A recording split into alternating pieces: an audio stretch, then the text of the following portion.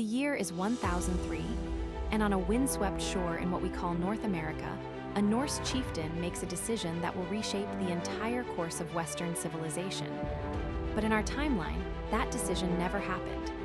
The Norse colonies in Vinland, established 5 centuries before Columbus, withered and died, becoming little more than saga legends and archaeological whispers. But what if they hadn't? What if those dragon-proud ships kept coming? What if the Norse didn't abandon their American beachhead, but instead doubled down, transforming Vinland from a failed experiment into a thriving civilization?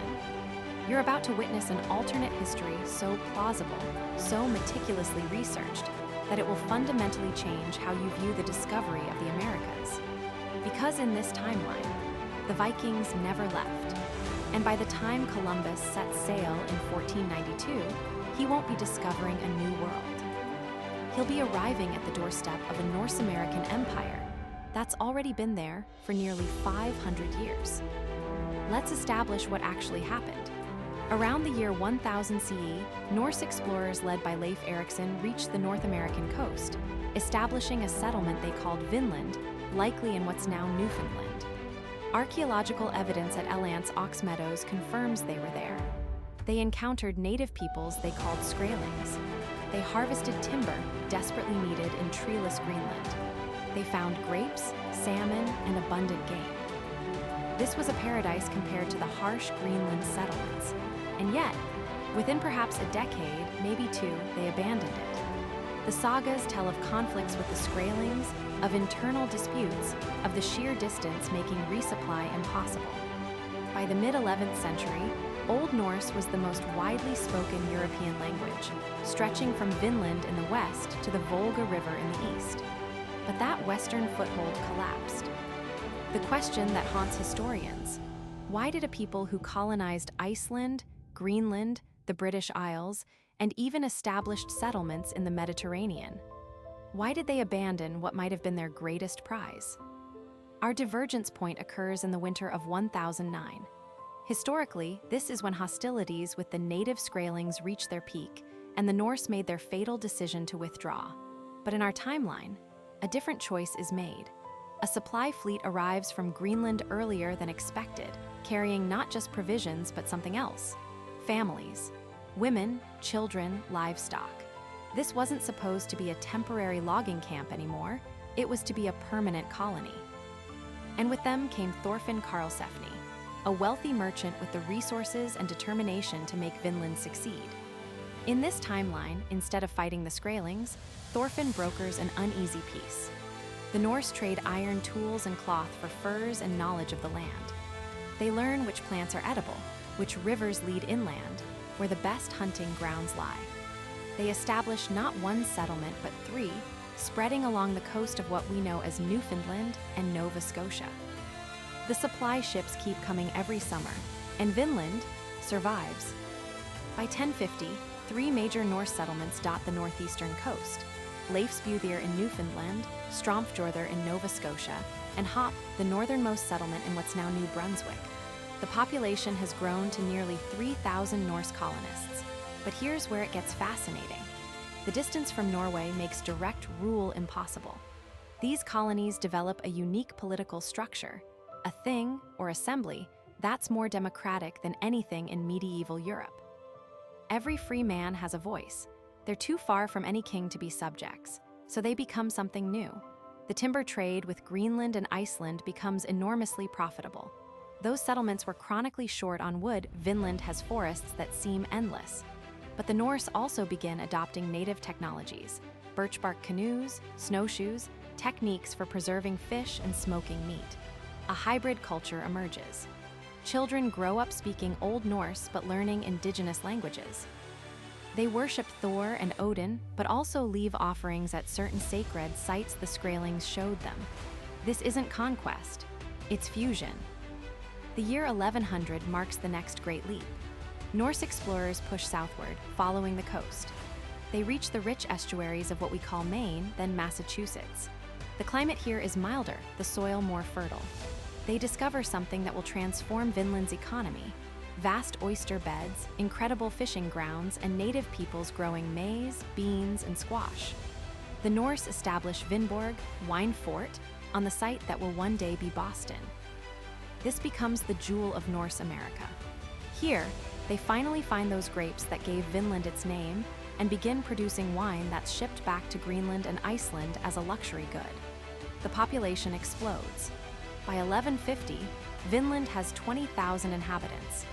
They're no longer just Norse either.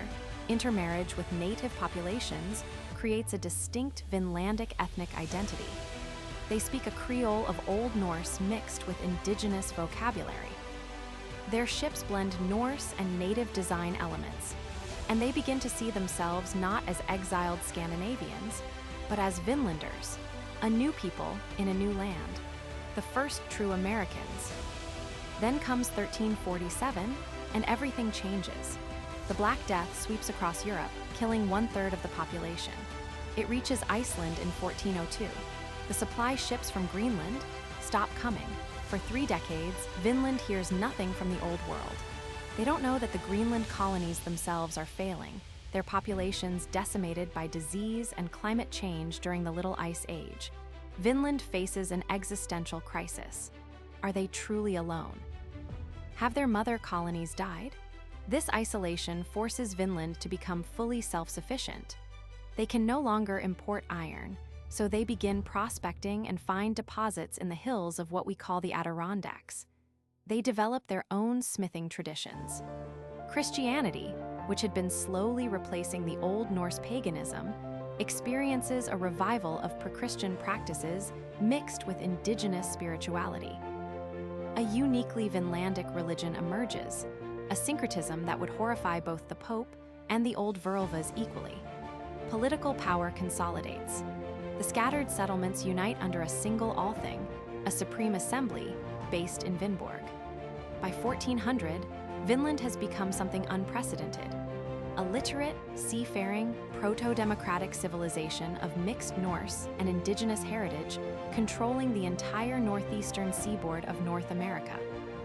October 1492, Christopher Columbus makes landfall in the Caribbean, but this isn't the world he expected.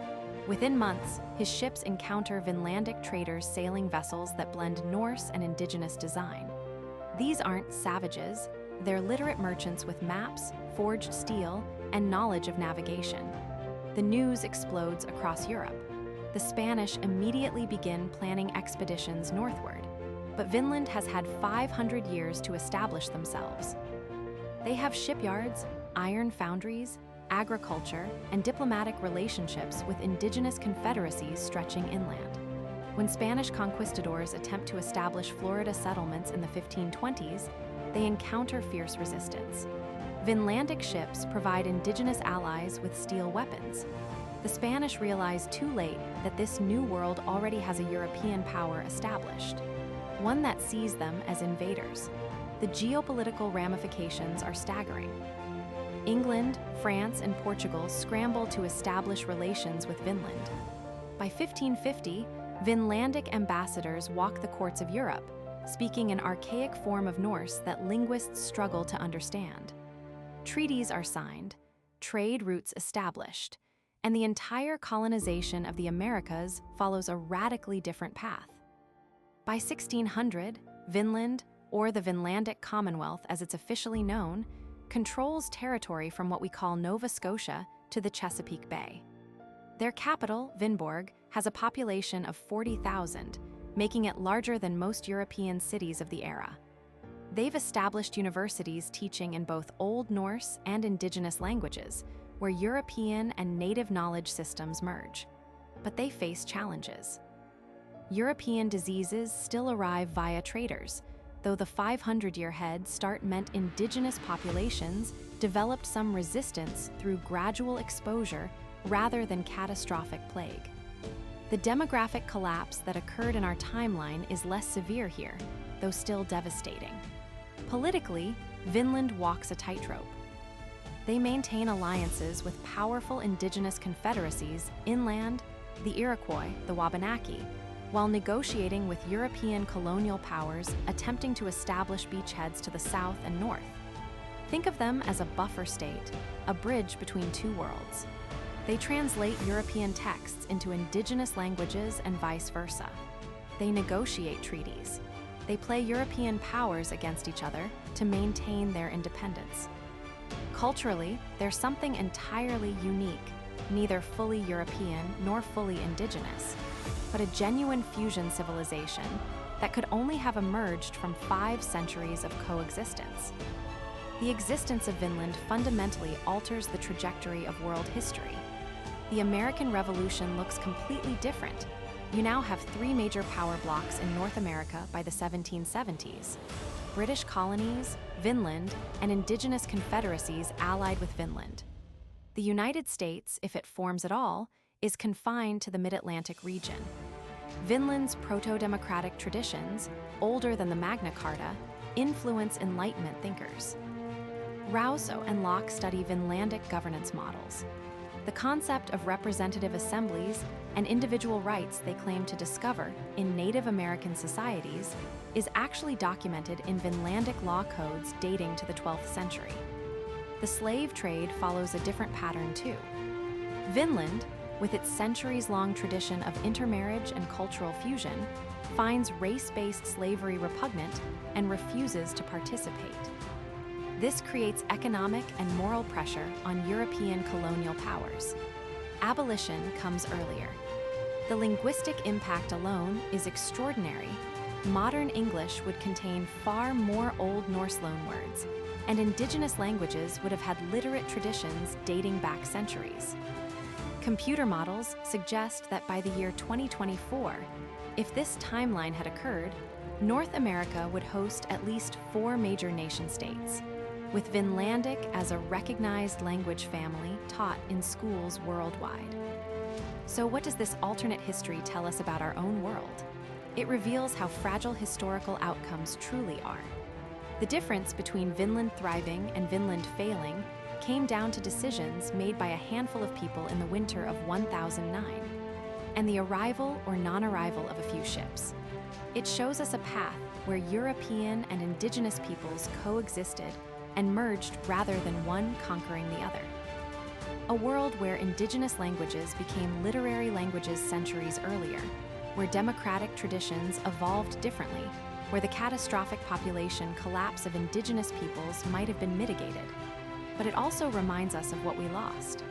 Not just the Norse colonies that failed, but the countless possibilities that vanished with them. Every moment in history is a crossroads, and we live in just one of the infinite paths that might have been taken. The Norse came to Vinland. They built their settlements. They made their choice, and they left. But imagine, just imagine, if they had stayed. That's the power of history. Not what happened, but what might have happened. And in the spaces between those possibilities, we find the most profound truths about who we are and who we might yet become.